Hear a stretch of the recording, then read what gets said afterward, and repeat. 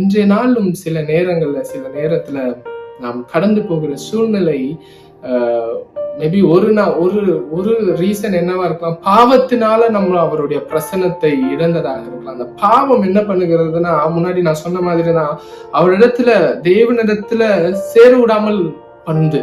அந்த பாவத்தின் சுபாவம் என்ன பண்ணுது, ஒரு கில்ட் ஃபீலிங்கை கொடுத்து நம்மளாம் காட் கிட்ட போக முடியுமா, அதெல்லாம் பண்ண முடியுமா அப்படின்ற மாதிரி இருக்குது. ஆனால் தேவன் நம்மளை அன்பு கூர்ந்து அரவணைக்கிறவரா இருக்கிறார். அப்படி ஒரு பாவத்தின் மூலமாக அவரிடத்துல சேர முடியாத அளவிற்கு, அவருடைய பிரசனத்துல சேர முடியாத அளவிற்கு நாம் ஒருவேளை இன்றைய நாளில் இருப்போமானால் அந்த பாவத்தை அறிக்கையிடலாம். எப்படிப்பட்ட பாவமாக இருந்தாலும் அந்த பாவத்திற்காக தான் அவர் மரித்தார்.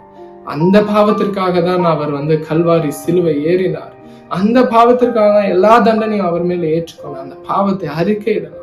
அவரிடத்துல நாம் மறுபடியும் கிட்டி சேரலாம். இரண்டாவதாக, இந்த உலகத்துல சில நேரங்கள்ல நாம் சந்திக்கக்கூடிய நபர்களினால ஒரு ரிஜெக்ஷன் ஃபேஸ் பண்றோம். People sometimes, if you are facing a rejection today, it might be a rejection from the family members, it might be a rejection from your loved ones, it might be a rejection from the people whom you loved a lot. ஒருவேளை நம்ம அதிகமா நேசிச்சிருக்கலாம், இந்த நேசிச்சவங்களை நம்மளை reject பண்ணிருக்கலாம். Sometimes even within the Christian circle they are rejecting each other. We are seeing that today. கிறிஸ்துவை அறிந்தவர்களும் sometimes கிறிஸ்துவை அறிந்தவர்கள் ஒரு கிறிஸ்டியன்ஸ் என்ன பண்றாங்கன்னா, ரொம்ப ஷாலோவா இருக்கிறவங்க they are rejecting each other. They are not really understanding the word. அந்த மாதிரி ஒரு ரிஜெக்ஷன் மத்தியில இருக்கிறீர்கள் என்றால், யாருமே எனக்கு இல்ல, எல்லாம் என்ன கைவிட்டுட்டாங்க, எல்லாம் என்ன வெறுக்கிறாங்க, என் கூட யாரும் சேர மாட்டேன்றாங்க, என் கூட பேச மாட்டேன்றாங்க. If you feel that you are being rejected, I tell you, Jesus is saying in Matthew 28:20, உலகத்தின் முடிவு பரியந்தம் சகல நாட்களிலும் நான் உங்களுடனே இருக்கிறேன் என்று இயேசு கிறிஸ்து வாக்கு கொடுத்திருக்கிறாருங்க. அவர் உங்களோட இருக்கிறேன்னு சொல்லியிருக்காரு.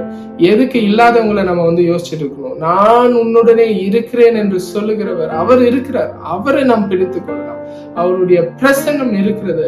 யார் என்னை கைவிட்டாலும், எவர் என்னை கைவிட்டாலும், இந்த உலகமே என்னை கைவிட்டாலும், இந்த மனுஷன் என்னை கைவிட்டாலும், உலகத்தின் முடிவு பரியந்தம் நான் உங்களுடனே இருக்கிறேன் என்று வாக்கு தந்தவர் என்னை கைவிடாமல் இருக்கிறார்.